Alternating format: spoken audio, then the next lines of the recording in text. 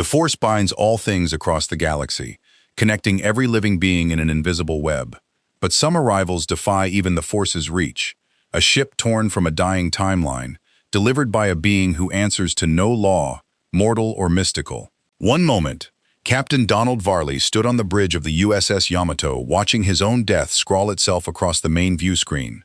Corrupted Iconian code cascading through every system, hull integrity failing, the ancient probe's virus eating his ship alive from the inside. The next moment, silence, clean air, steady lights. "Report," Varley said, his voice hoarse from a scream that had never left his throat. "Captain," his science officer, Lieutenant Commander Sarah Taval, stared at her console like it had betrayed her. "The Iconian virus is gone. Complete purge. All systems nominal. Sensors show." She stopped, looked up. "Sir, we are no longer in the Xerxes system. We're no longer anywhere in Federation space. I don't recognize a single stellar reference point." The view screen resolved into a green and blue world, wrapped in the amber haze of atmospheric entry burn from 3 separate warships descending toward it. Vessels of a design no database in the Yamato's memory core had ever catalogued. Bulbous, insectile, industrial. And beyond them, in the black, a sound came through on an open comm channel the ship hadn't opened itself. Laughter. Well, don't everyone thank me at once. A man in a Starfleet admiral's uniform, one nobody had ever seen before, and one that felt wrong in ways Varley couldn't articulate, materialized in the center of the bridge in a flash of light that bent around itself like it resented existing. He examined his fingernails with theatrical boredom. "Q," Taval breathed, recognition and dread crossing her face in the same instant. Every officer who'd served long enough in Starfleet knew the name, even secondhand, in briefings and cautionary tales.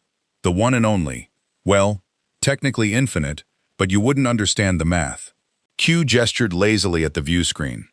"You were about to die, Captain. Rather boringly, I might add, poisoned by your own computer. Like a man choking on his breakfast. I found it beneath you, so I've relocated your little tin can somewhere far more interesting." He smiled with too many teeth for a human face. "Naboo. Population, pastoral, pretty, and about to be conquered by a trade dispute that's actually a Sith Lord's decade-long chess move. I thought you might enjoy the puzzle. Call it a gift." "A gift to whom?" Varley demanded, stepping toward the apparition with the wariness of a man who'd read every report Starfleet had ever filed on this entity. "To her." Q pointed a finger toward the planet, and the view screen shifted. A young woman in ornate ceremonial robes and pale white makeup stood on a balcony overlooking a besieged city, watching enemy ships descend like a plague.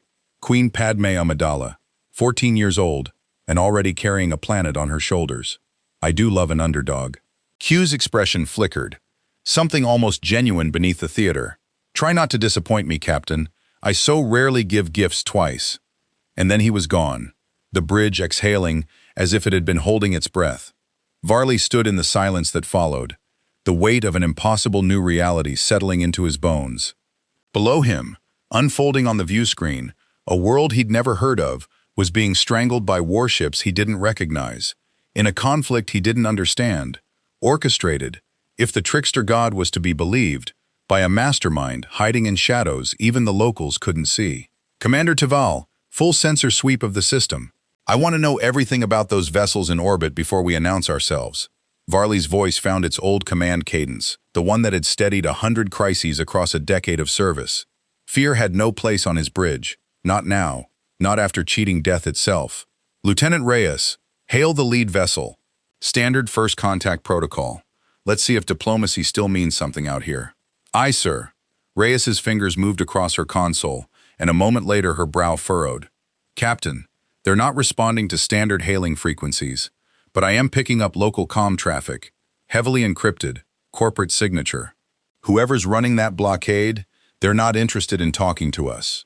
Varley exhaled slowly, watching a formation of Trade Federation landing craft break atmosphere and begin their descent toward the city below, toward Padmé Amidala, toward a war his ship hadn't asked to inherit, in a galaxy that operated on rules the Federation had never written.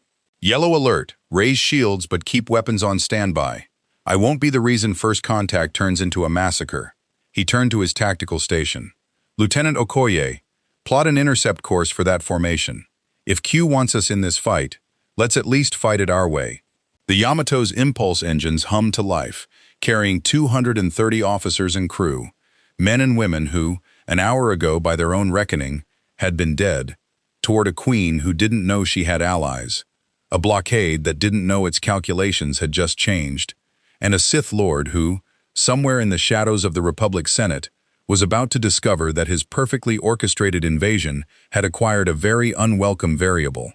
If you want to see more characters enter the Star Wars galaxy, hit that subscribe button and drop the name of a character you'd want to see in the comments below. The Trade Federation battleship Vutun Pala hung in orbit like a corroded metal insect, its command deck humming with the low, nervous chatter of Neimoidian officers who had never expected resistance, let alone resistance from something their sensors couldn't classify. "Viceroy, we are being hailed." The communications officer's voice trembled through his vocoder mask. "Unknown vessel. Configuration matches nothing in our database. Not Republic. Not Naboo militia. Not..." He hesitated. "It doesn't match anything, sir." Newt Gunray's already sallow face paled further beneath his ceremonial headdress. "Impossible. Lord Sidious assured us the Naboo have no defense fleet. Show me this vessel." The view screen resolved into an image of the Yamato, sleek, saucer-hulled, its running lights steady and unthreatening, despite the tension coiled in every system aboard her. Gunray's advisor, Rune Hako, leaned close. "Perhaps it is a Republic cruiser, a diplomatic escort we were not informed of." "Then why does it not answer our transponder queries?" Gunray snapped. He straightened, gathering what dignity a Neimoidian viceroy could summon while orchestrating an illegal invasion. "Open a channel. I will handle this myself." On the Yamato's bridge, Varley watched the alien face resolve on his own view screen. Mottled greenish skin, elongated head, small eyes darting with barely concealed anxiety beneath a veneer of authority. Whatever this being was, Varley recognized the posture of someone accustomed to being obeyed rather than questioned. "This is Captain Donald Varley of the Federation starship Yamato. We are conducting a survey of this system and have observed military vessels in orbit around an inhabited world. Please explain your presence and intentions." Gunray's mouth curled into something between a smile and a grimace. "This is Naboo, under blockade by the Trade Federation, in full accordance with a Senate-recognized trade dispute. I would advise your survey vessel to withdraw before it finds itself in violation of Federation territorial claims. There is no Federation claim on a sovereign world's orbital space that supersedes that world's right to self-governance," Varley replied evenly, though the archaic phrase Federation colliding with itself in two different meanings was not lost on him. "I'm requesting you lift the blockade and allow humanitarian access to the surface." Humanitarian access. Gunray's laugh was a wet, unpleasant sound. "Captain, you misunderstand the nature of this arrangement. This is not a matter for outsiders. I suggest you return to whatever backwater sector spawned you before the Federation Council decides your ship represents a hostile incursion." The channel cut before Varley could respond. "Well," Taval said from the science station, "that went about as well as expected. Options, people." Varley turned to his senior staff, gathered now around the bridge in the tight formation of officers who had weathered worse than this together.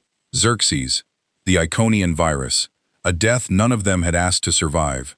"I'm not interested in opening fire on a diplomatic pretext I don't fully understand yet. Sir, sensors are picking up mass troop transports launching from the blockade ships," Reyes reported, urgency sharpening her voice. "Descending toward the capital. If that's an invasion force, it's happening right now, not in some theoretical future." Varley's jaw tightened. Whatever games Q was playing, whatever cosmic chessboard he'd been dropped onto, the moral calculus in front of him was simple enough. A civilian population was about to be occupied by force, and he had a ship capable of doing something about it. "Lieutenant Okoye, can we intercept those transports without direct engagement with the capital ships?" Okoye's fingers flew across her console. "We could disable their shield generators with a targeted ion pulse, Captain. Non-lethal, but it would ground every transport in that formation instantly." "Do it!" Minimum force, maximum effect. Varley settled into his chair, the old cadence of command steadying him even as every instinct screamed that he was improvising in a galaxy that had never heard of the Prime Directive, the Federation Charter, or the diplomatic doctrines that had guided his entire career. And hail the surface. I want to speak to whoever's in charge down there before those droids land. Far below, in the marble halls of Theed Palace, Queen Padmé Amidala received the message with a mixture of confusion and desperate hope. Her handmaidens exchanged uncertain glances as the transmission, this impossible offer from an impossible ship, played across the throne room's comm display. Your Highness, Governor C.O. Bibble said carefully, we have no confirmation of who or what this vessel is. It could be another Trade Federation deception. If it wished to deceive us, Governor, it would not be disabling their invasion transports as we speak. Padmé's voice carried a steadiness that belied her 14 years, honed by a childhood spent preparing for exactly this kind of impossible moment. On the display, Trade Federation troop carriers tumbled from formation, their shields flickering and dying under a precise, surgical strike that damaged nothing but their ability to fly. Whatever that ship is, it just proves something the Federation never expected, that Naboo is not as defenseless as they believed. She turned to her captain of the guard. Send a response. Tell this Captain Varley that the Queen of Naboo requests an audience, and gratitude for a mercy we did not ask for, but will not refuse. Above the planet, as the ion pulse rippled through the Trade Federation formation and grounded transport after transport in showers of sparking failure, Newt Gunray watched his invasion stumble in its opening hour and reached with trembling hands for a secure channel to a shadow he feared far more than any Starfleet captain. My lord, he whispered into the comm, we have a complication. The holoprojector in Gunray's private chamber flickered to life, casting the room in ghostly blue light as a hooded figure materialized above the console. Features obscured, voice a low rasp that carried more menace in its calm than any shout could manage. A complication, Viceroy. Darth Sidious's tone was almost pleasant, which was precisely what made it terrifying. I dislike complications. Explain. Gunray's throat bobbed beneath his headdress. An unknown vessel has appeared in orbit, my lord. It disabled 12 of our troop transports without firing a lethal shot. Its configuration matches nothing in the Federation database. Not Republic, not Naboo, not any known power in this sector. A long silence stretched across the transmission. When Sidious spoke again, something in his voice had shifted, curiosity threading through the menace like a blade being drawn slowly from its sheath. Describe this vessel. Saucer-hulled, advanced shielding, weapons capability we have not yet fully assessed, though the precision of their strike suggests significant restraint rather than significant limitation. Gunray swallowed. My lord, if I may, could the Queen have secured an alliance we were not informed of? No. Sidious's answer came instantly. Certainly. I have accounted for every variable in this system. The Naboo have no fleet, no allies capable of such technology, and no advanced knowledge of this vessel's arrival. A pause, and Gunray could almost feel the weight of calculation happening behind that hidden face. Which means it arrived by means outside my sight. That has not happened in a very long time, Viceroy. What are your orders, my lord? Continue the invasion. Do not engage this vessel directly until we understand its full capability. I will not have you provoke an unknown power into open warfare on my behalf. But watch it, study it, every transmission, every maneuver, every weapon it deploys. I want reports within the hour. Sidious's hologram flickered, already beginning to fade. And Viceroy, do not fail me twice in one day. The Senate vote depends on Naboo's suffering being visible, not on your fleet limping home in pieces. The transmission cut, leaving Gunray alone with the cold certainty that he had become a pawn in a game far larger than trade disputes and Senate procedure, and that whatever had just arrived in his sky, his master feared it more than he would ever admit. Aboard the Yamato, Varley stood at the threshold of his ready room, reviewing the tactical data Okoye had compiled from their brief engagement. The Trade Federation's weapons technology was decades behind Federation standard by raw output, but their droid armies, their sheer numerical scale, and the political machinery protecting their aggression made them far more dangerous than their hardware suggested. Captain. Taval's voice came through the comm, tight with barely restrained excitement. You need to see this. I've been analyzing background radiation across the system, and there's an energy signature I can't classify. Not electromagnetic, not subspace, not anything in our physics model. It's everywhere. In every living thing I've scanned, it's stronger around certain individuals. Stronger how? Off the scale, sir. There's a reading down on the surface right now that's an order of magnitude beyond anything else I've detected. Moving toward the palace. Varley made his way to the bridge, watching the sensor display Taval pulled up. A shimmering overlay of golden light superimposed across Naboo's surface, threading through every living being like veins of energy beneath skin. And one bright point, moving with unmistakable purpose through the chaos of the invasion below. Do we have a name for this? Not from any database we carry, sir. But if I had to guess, Taval hesitated. It behaves like something aware, almost like it's reacting to intention, to choice. Before Varley could respond, Reyes spoke up from communications. Captain, incoming transmission from the surface. It's the Queen. The view screen resolved into the throne room at Theed, Padmé Amidala standing at its center, with a composure that seemed almost otherworldly for someone so young, flanked by handmaidens and a weathered older man in muted brown robes whose eyes carried a depth Varley couldn't quite place. Captain Varley, her voice was measured, formal, but underscored with something rawer beneath the diplomatic register. On behalf of the people of Naboo, I thank you for your intervention.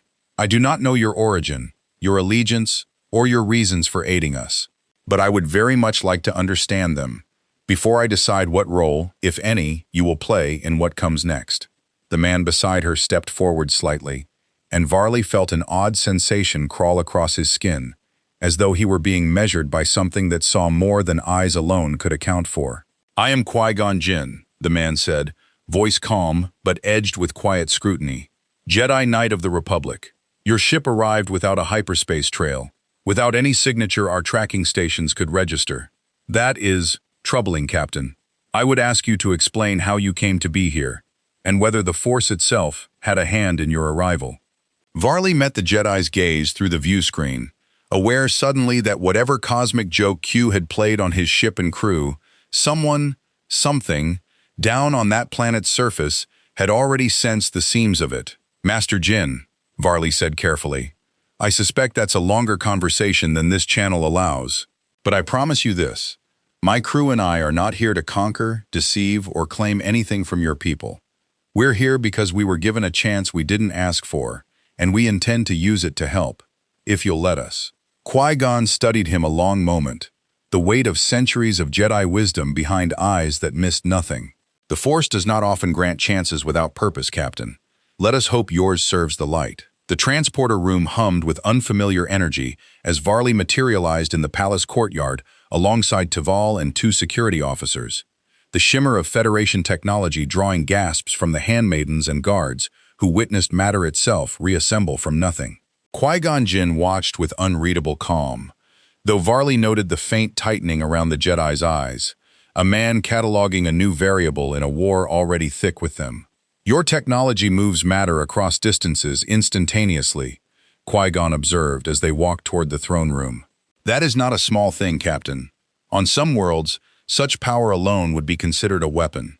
On my world, it's public transit, Varley replied, and something almost like amusement flickered across the Jedi's weathered face. The throne room itself was a study in restrained opulence.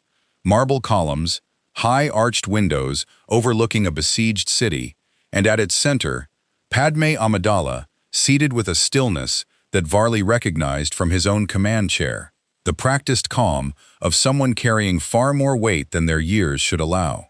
Captain Varley, she rose as he entered, formal but not cold. You have my gratitude for the transports. You do not yet have my trust. I hope you understand the distinction. I'd be more concerned if you extended trust this quickly, Varley said. Your Highness, I'll be direct. My ship and crew were brought to this system under circumstances I don't fully understand myself, by an entity whose motives are, at best, unpredictable. We are not aligned with the Trade Federation, the Republic, or any power currently operating in this conflict. What we have is capability, and a willingness to use it to prevent your people from being conquered. Governor Bibble, standing at the Queen's side, folded his arms.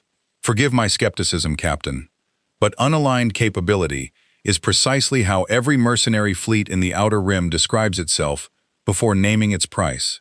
I'm not here to negotiate a price, Governor, Varley kept his tone level, aware that centuries of Starfleet diplomatic protocol were about to collide with a political reality that had never heard of the Federation Charter. My people operate under a principle we call the Prime Directive. We do not interfere in the natural development of a society, and we do not impose our will on peoples who haven't asked for it. What you saw today wasn't the beginning of an occupation. It was a single act of mercy, nothing more. And if we ask for more, Padmé's question was sharp, testing.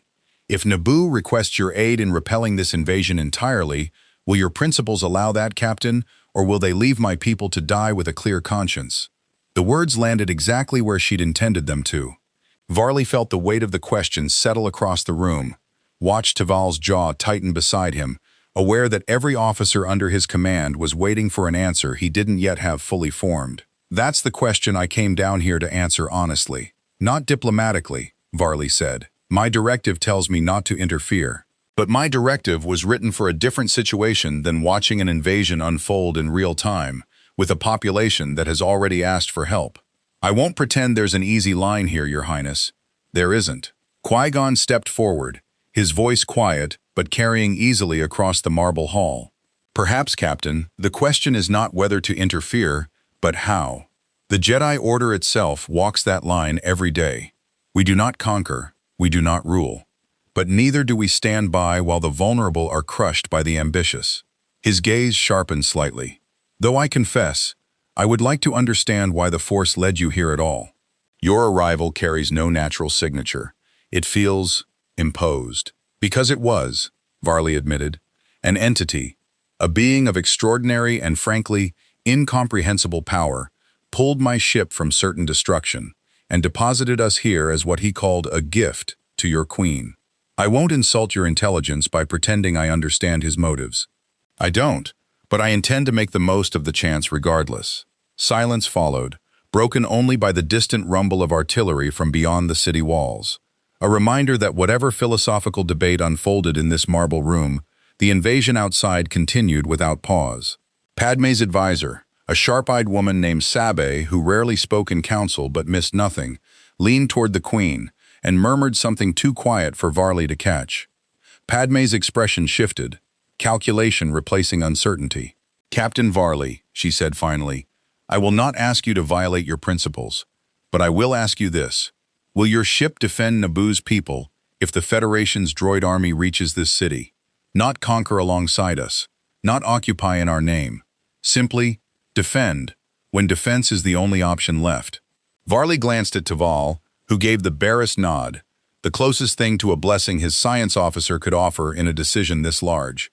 He thought of Xerxes, of the death his crew had already cheated once, of the strange debt that came with a second chance, neither earned nor understood. Yes, he said.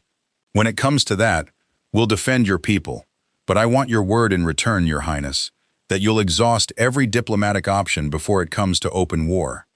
I've seen what happens when good intentions stop looking for another way. Padmé studied him, with eyes far older than her face suggested. You have my word, Captain. I only hope the Federation extends us the same courtesy, though I suspect, given what's already happened today, that hope may be in short supply. The council chamber Qui-Gon requested for their conversation was smaller than the throne room, tucked away in a quiet wing of the palace, where the sounds of distant war couldn't quite reach. He'd asked Varley to join him alone, without escort, without ceremony, a request the captain had honored, though he'd noted the Jedi's careful attention to every door, every exit, every possible threat as they walked. You'll forgive my caution, Captain, Qui-Gon said, settling into a chair across from Varley, with the deliberate stillness of a man who'd spent decades learning patience as a weapon. In my experience, gifts from powerful, unaccountable beings rarely arrive without cost. You and I agree on that much, at least. Varley met the Jedi's gaze evenly. Q has never, in the history of my people's contact with him, done anything purely out of kindness. If there's a cost to this gift, I haven't found it yet. That doesn't mean it isn't coming. Qui-Gon's eyes narrowed slightly, not with hostility, but with the sharp focus of a man accustomed to reading truth beneath words. The Force moves through all living things, Captain, connecting intention to consequence in ways even the wisest Jedi struggle to fully perceive. Your ship's arrival disturbed that flow in a way I have rarely felt. Not corrupted. I want to be clear on that distinction. Simply foreign, as though a piece of the galaxy that was never meant to exist here has been forced into place. That's about the most accurate description of my situation I've heard since this began, Varley admitted. Master Jin, I won't pretend to understand the Force. My people have theories about energy fields, about consciousness and connection, but nothing that maps cleanly onto what you're describing. What I can tell you is this: my crew and I didn't choose to come here, and we have no agenda beyond surviving this transition, and, if we can manage it, doing some good along the way. Good is a word carried by many banners, Captain, not all of them honest. Qui-Gon's tone remained gentle, but the challenge in it was unmistakable. The Trade Federation would tell you their blockade serves good, the stability of trade, the rule of law. The Sith, should you ever encounter one, would tell you their pursuit of power serves a good beyond your comprehension. I do not doubt your sincerity. I question whether sincerity alone is sufficient protection against the consequences of interference. Varley leaned back, considering the Jedi's words with the same care he'd give a superior officer's critique. You're not wrong to press me on this. My people have an entire philosophical framework built around exactly the danger you're describing. The idea that even well-intentioned interference can do more harm than the crisis it's meant to solve. I've spent my career trying to walk that line. I won't claim I always get it right. And yet you agreed to defend this city. I agreed to defend people who are already under attack in a conflict they didn't start, by a force that arrived with no legitimate claim beyond corporate grievance and Senate corruption. Varley's voice hardened slightly. There's a difference between shaping a society's development and refusing to stand by while it's crushed. I understand that line can blur. I don't think it's blurred here. Qui-Gon was quiet for a long moment, his gaze distant, as though consulting something beyond the room itself. There is wisdom in what you say, Captain, and yet, he shifted forward, elbows on his knees, his full attention settling on Varley like a physical weight. I sense something else beneath your intentions. Not deception, but uncertainty. You do not fully trust your own judgment in this matter. That uncertainty troubles me more than confidence would. Varley exhaled slowly, surprised by how precisely the Jedi had located the exact fracture line in his own conscience. You're perceptive, Master Jin. I won't insult you by denying it. I've spent my entire career operating under rules built for a galaxy I understood. Every one of those rules assumed context I don't have here. Political history, cultural nuance, the actual stakes behind this invasion, beyond what I can see with my own sensors.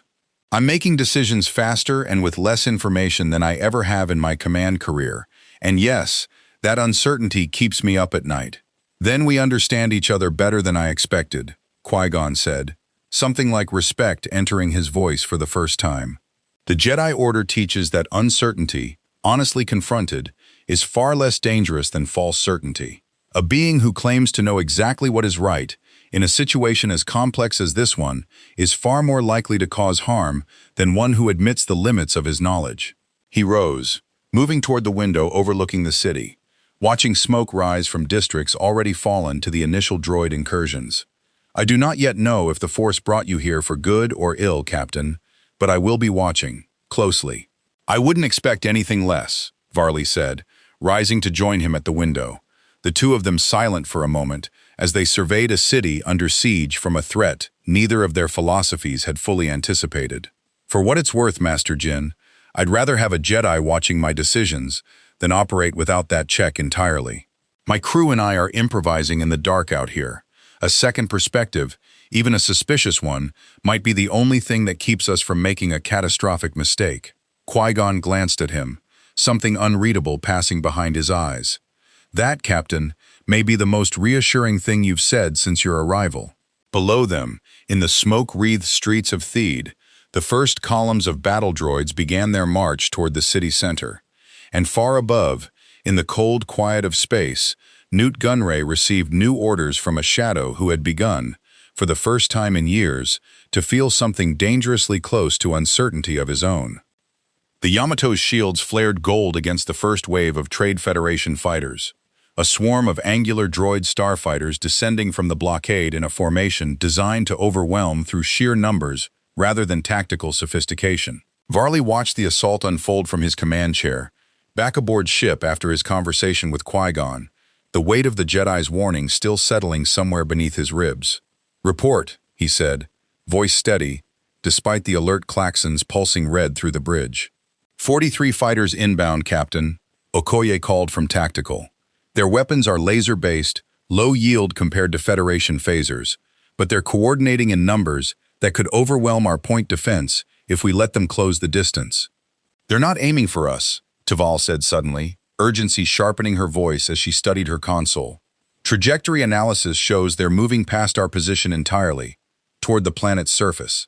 They're running interference, Captain, trying to draw us away from a second wave." Varley's jaw tightened. "Show me." The view screen shifted, revealing a much larger formation lurking behind the blockade's main body. Heavy landing craft, dozens of them, packed with enough droid infantry to overwhelm Theed's defenses within hours if they reached the surface unopposed. Whatever restraint the Trade Federation had shown in their first exchange had evidently expired. "They've learned from the first engagement," Varley said grimly, "testing our response, then adjusting. That's not the behavior of a purely mechanical war machine. Someone's directing this with real tactical intelligence." "Agreed," Taval said. "And whoever that someone is, they're patient. This isn't a full commitment yet either. I'm reading reserve forces still holding position at the edge of the system. They're probing us, Captain, not attacking with everything they have."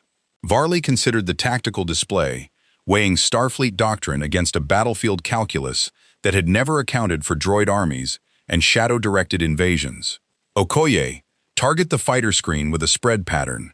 Disable, don't destroy, same as before." "Taval, I want a firing solution on those landing craft's engines. We ground them before they reach atmosphere, and we do it without a body count if we can manage it." "Aye, Captain." Okoye's hands moved with practiced precision across her console. Phasers charged. Firing. Precise beams of energy lanced out from the Yamato's hull, catching fighter after fighter across their shield generators. Not enough to destroy the small craft, but sufficient to send them tumbling out of formation.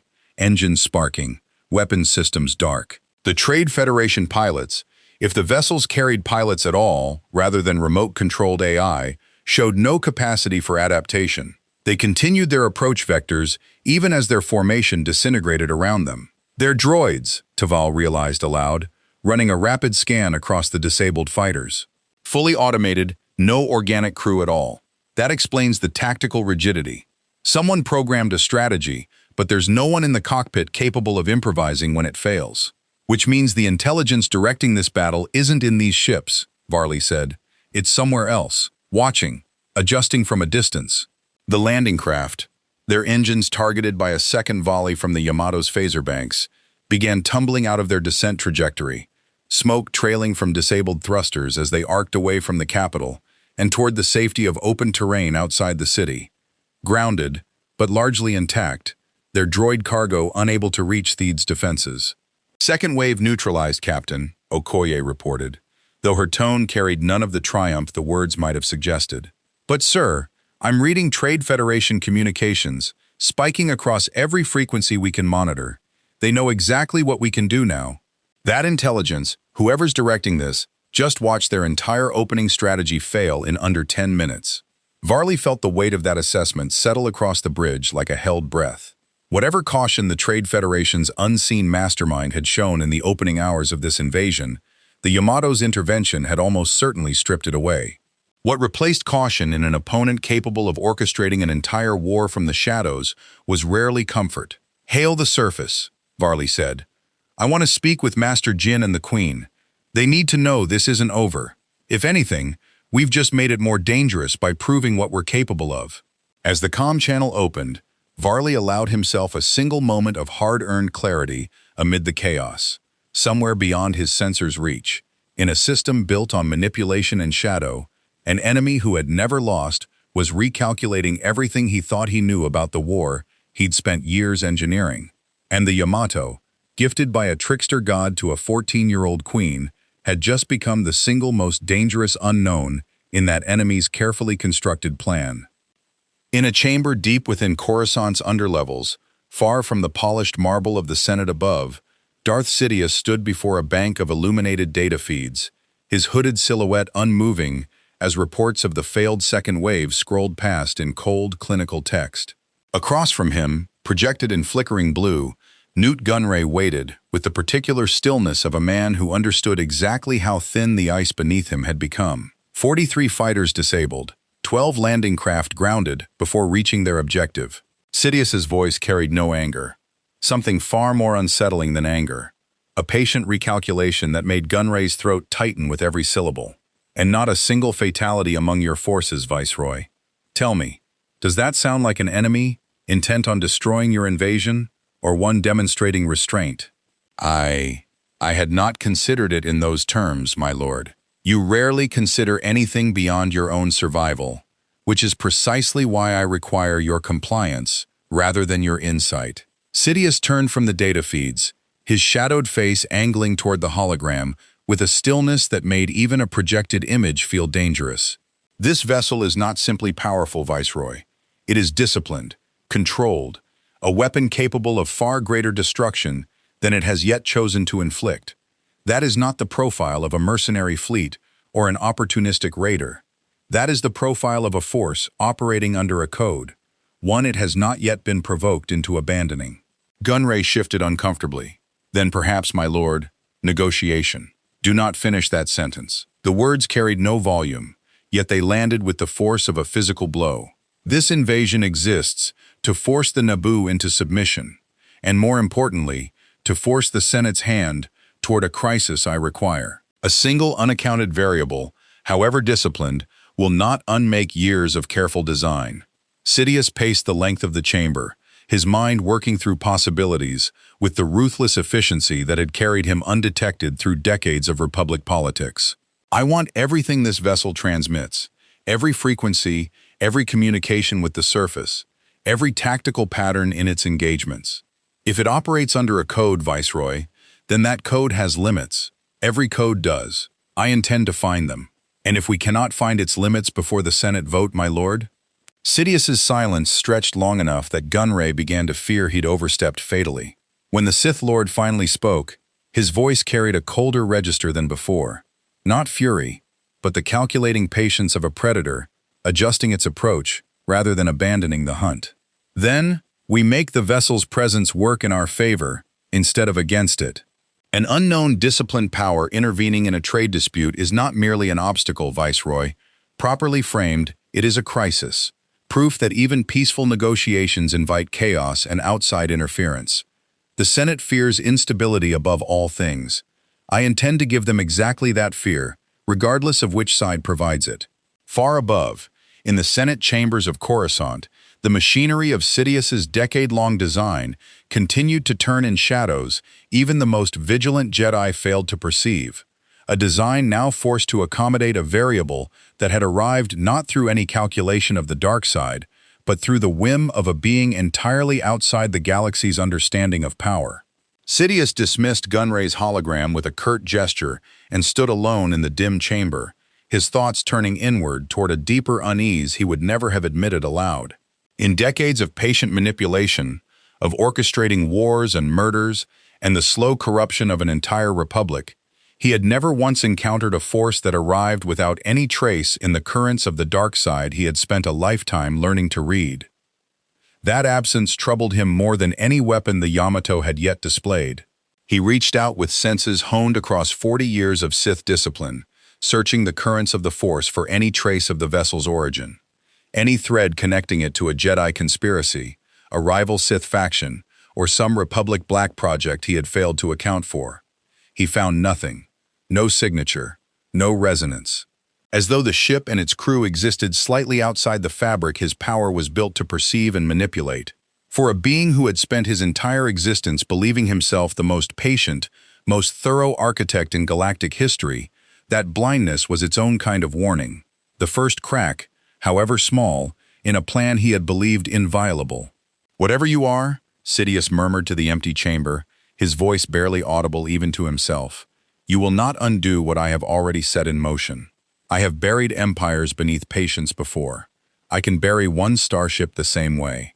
But even as he spoke the words, some deeper instinct, the same instinct that had guided him through decades of undetected manipulation, recognized the lie in his own reassurance. The Yamato was not simply an obstacle to route around. It was the first genuine unknown he had faced in over a decade of flawless design. And unknowns, Insidious's long experience, had a habit of becoming the very cracks through which empires fell. The message arrived on a frequency the Yamato's communications array had never encountered. Not a standard hail, but a data packet layered with encryption so sophisticated that Taval spent nearly 20 minutes simply determining it wasn't a weapon before she dared to open it. "Captain, you need to see this," she said, her voice carrying an edge Varley had rarely heard from his science officer. "It's addressed directly to us. Whoever sent it knows exactly what we are, or at least knows enough to construct a message our systems could actually parse." The message resolved on the main view screen as text alone, no image, no signature. Just words rendered in stark, deliberate simplicity. "Captain Varley, your intervention has been noted and assessed. You operate under a code of restraint uncommon in this galaxy. A code I respect, even as I intend to exploit it. Withdraw your vessel from Naboo's defense within one standard rotation, and I will ensure your crew's safe passage to any system of your choosing, along with resources sufficient to establish a new life far from this conflict. Remain, and you will find that restraint is a luxury this galaxy rarely permits twice." The bridge fell silent as the message finished displaying, the weight of its calm, reasonable menace settling across every officer present. "No signature," Okoye said quietly. "No return frequency. Whoever sent this doesn't want to be traced, but they went to considerable trouble to make sure we could receive it." "That's not the Trade Federation's style," Taval added. "Gunray's communications have been erratic, defensive, almost panicked at times. This is different, controlled, patient." She looked up at Varley. "Captain, I think we just heard from whoever's actually directing this war." Varley studied the message again, reading past its surface, courtesy to the calculation beneath it. An offer generous enough to be tempting, precise enough to suggest genuine knowledge of Starfleet principles, and threatening enough to make its true nature unmistakable. "It's an attempt to remove us from the board without a direct confrontation. Whoever this is, they'd rather not test our full capability if they can avoid it." "Or," Qui-Gon's voice interjected, the Jedi had joined the bridge conversation via comm from the surface, having insisted on being kept informed of any development touching the invisible war he suspected was unfolding behind the visible one. "They intend to test you regardless, Captain, and this message is simply the first move in that test. A Sith Lord does not offer mercy from weakness. He offers it to see how you respond to power freely given." Varley's expression hardened. "You think this came from a Sith?" "I feel it in the words themselves, though I cannot yet prove it," Qui-Gon said. "The patience, the precision, the absence of any true urgency, even as an invasion burns across an entire planet. I have sensed a presence orchestrating this conflict from its shadows since my arrival, Captain. One I have not yet been able to identify or locate. This message bears its fingerprints, even without a name attached." Varley turned the offer over once more in his mind, the safety it promised, the conflict it offered to erase entirely from his crew's future. 230 people who had already cheated death once, who had never asked to be dropped into a galaxy-spanning war between forces they barely understood. The temptation to accept, to vanish into some quiet corner of this strange new existence and rebuild lives far from Sith machinations and droid armies, was not nothing. "Send a response," he said finally, his voice carrying the weight of a decision he knew would define everything that followed. "Tell whoever sent this that my crew and I didn't survive death itself to spend our second chance running from a fight we believe is right. We're not leaving Naboo." Taval's fingers hesitated over her console. "Captain, are you certain? We don't know what we're dealing with. If Master Jin's right about a Sith Lord directing this, then that's exactly why we can't leave," Varley said. "Taval, I've spent my entire career believing there's usually a peaceful solution if you look hard enough. But this message isn't peace. It's a bribe, dressed up as mercy, from someone who's already shown he's willing to burn an entire planet to get what he wants. I won't hand him a clear board just because he's asked nicely." He straightened in his chair, the old certainty of command settling back into his bearing, despite the uncertainty still churning beneath it. "Send the response, Lieutenant, and then let's make sure we're ready for whatever comes next, because I don't think that offer's real deadline was ever one rotation." I think it was the moment we said no. Far below, in the smoke-wreathed capital of Theed, Padmé Amidala received word of the message and the Yamato's refusal with an expression that mixed gratitude with a deepening dread. The growing certainty that whatever power orchestrated this invasion, it had just marked her unlikely ally as a target every bit as urgent as the throne she herself occupied. The droid army came at dawn, a mechanical tide pouring across Theed's outer perimeter, in numbers that made the previous engagements look like skirmishes by comparison. Sidious had abandoned subtlety entirely. No more probing waves, no more calculated restraint. Every battle droid the Trade Federation could commit descended on the capital in a single, overwhelming push, the kind of brute force assault meant to overrun a defense before it could adapt.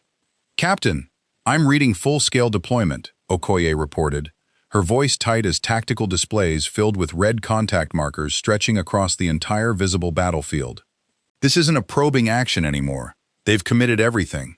Varley stood at the command chair, watching the battle unfold across sensor feeds relayed from both orbit and the surface teams he'd deployed to coordinate with Naboo's forces. "Taval, status on the capital's ground defenses?" "Naboo's security forces are holding the palace perimeter, but they're outnumbered nearly 10 to 1. Queen Amidala and Governor Bibble are coordinating a civilian evacuation through the eastern districts, but the droid advance is cutting off their escape routes faster than they can move people." Taval's fingers moved rapidly across her console.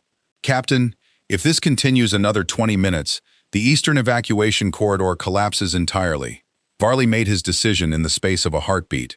The accumulated weight of every conversation, every warning, every hard-won understanding of this galaxy's stakes, crystallizing into clarity. "Okoye, transporter lock on our security teams. Full tactical loadout. Taval, I want the Yamato in low orbit, weapons hot, targeting solutions on every droid concentration threatening that evacuation corridor. We're not holding back anymore." "Aye, Captain." The Yamato descended through Naboo's atmosphere with a controlled grace that belied the devastating precision of what followed.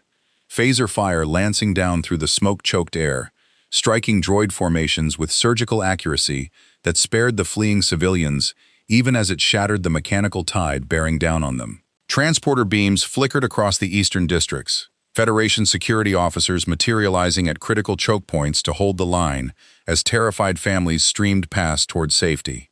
On the ground, Qui-Gon Jinn moved through the chaos like water through stone, his lightsaber a blur of blue light deflecting blaster bolts back into the ranks of advancing droids, clearing a path toward the palace where Padmé and her remaining guard made their final stand. He felt the shift in the battle's rhythm even before his eyes confirmed it. The sudden, overwhelming presence of the Yamato's intervention rippling through the force like a stone thrown into still water. "This is the moment," he thought grimly, cutting down another line of droids with practiced economy. Whatever waits in the shadows behind this invasion, it will not remain hidden much longer. He was right. As the Yamato's phaser fire tore through the droid army's central command node, a mobile control ship coordinating the entire ground assault, a presence Qui-Gon had felt only at the edges of his perception since his arrival on Naboo, suddenly sharpened into terrible clarity. Somewhere, hidden within the chaos of Coruscant's Senate, Darth Sidious felt his carefully orchestrated invasion crumbling in real time, and for the first time in decades, allowed himself a flicker of something dangerously close to genuine alarm. Aboard the Yamato, Varley watched the tactical display shift as the droid command node went dark, the coordinated assault collapsing into disorganized, purposeless movement as the central control signal that had directed the entire army suddenly vanished. "Command node destroyed, Captain," Okoye reported. "Without central coordination, their combat effectiveness is dropping fast. These things can't improvise without direction." "Then let's make sure they don't get any," Varley said. "Continue targeted strikes on remaining concentrations." "Taval, status on the evacuation corridor?" "Secure, Captain. Governor Bibble confirms civilian casualties are minimal, far lower than initial projections." A pause, relief evident even through the clipped tactical language. "We did it, sir. The city's holding." But even as the words left her mouth, a new alert flared across the sensor board. A single, small vessel breaking from high orbit, moving with a speed and evasive pattern that marked it as something far more sophisticated than the droid fighters they'd faced so far. "Captain, I'm reading a life sign aboard that craft," Taval said, urgency sharpening her voice. "One occupant. And Captain, the energy signature around this individual matches the anomalous readings I flagged earlier, the ones tied to the Force. This is stronger than anything we've detected yet, stronger than Master Jin's readings by a significant margin. Varley felt the weight of inevitability settle across the bridge as the small craft descended toward the palace, toward the heart of the battle his crew had just fought to win. Whatever Sidious had been holding in reserve, whatever final gambit remained in his carefully constructed war, it had just committed itself to the field. "All hands, red alert," Varley said, his voice carrying the calm certainty of a captain who understood, at last, that the true battle for Naboo had only just begun. "Master Jin, whatever's coming, I think you were right to be worried." The craft touched down in the palace courtyard with a hiss of displaced air, its ramp lowering to reveal a single figure whose presence alone seemed to draw the very light from the smoke-filled sky around him. A Zabrak warrior, black and red tattoos stark against pale skin, twin-bladed lightsaber igniting with a snap hiss that split the air like a blade through silk. "Darth Maul," Qui-Gon breathed, recognition and grim understanding crossing his weathered face in the same instant. He'd felt this presence at the edges of his perception since arriving on Naboo, the shadow behind the invasion finally made manifest, sent not to negotiate, but to end the interference that had disrupted his master's careful design. "Jedi," Maul said, voice carrying a hunger that had nothing to do with the battle raging around them. "I have been waiting for this." The duel that followed moved with a speed and lethality that even Varley, watching through security feeds from orbit, recognized as something beyond ordinary combat. Qui-Gon's measured defensive forms meeting Maul's relentless, aggressive assault in a dance of red and blue light across the courtyard's ancient stones. Padmé's guards moved to intervene only to be waved back by Qui-Gon's sharp command. This was a fight no blaster could meaningfully join. "Taval, can we get a transporter lock on either combatant?" Varley asked, watching the duel's impossible speed with something between awe and alarm. "Negative, Captain. They're moving too erratically, and the energy field around both of them is interfering with our targeting scanners. I don't think conventional intervention is an option here." Taval's voice carried genuine fear now, an emotion rare enough on her that it landed hard on the bridge. "Sir, whatever this is, it's beyond our tactical framework entirely." Varley made a decision that would have been unthinkable days earlier. Not to intervene directly, but to trust the Jedi's judgment in a fight his own crew couldn't meaningfully affect. "Then we hold position and cover the courtyard's perimeter. No one else joins that fight. Master Jin earns this on his own terms." Below, the duel raged on, Qui-Gon's patience and discipline meeting Maul's raw aggression in a contest that seemed, for long moments, perfectly balanced. But patience, Qui-Gon had told Varley days earlier, was not the same as certainty, and as the fight stretched past its natural limits, exhaustion began to fray the edges of even a Jedi Master's control.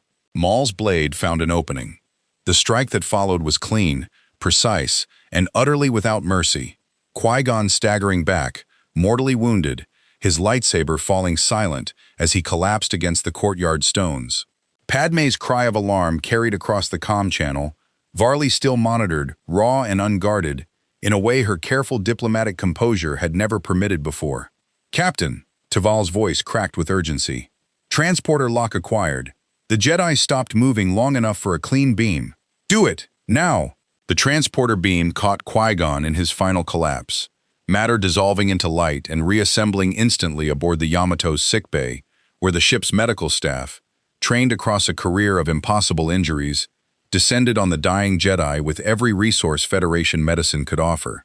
It would not be enough to undo the wound entirely, but it would be enough, barely, to keep him breathing long enough for the battle below to reach its conclusion.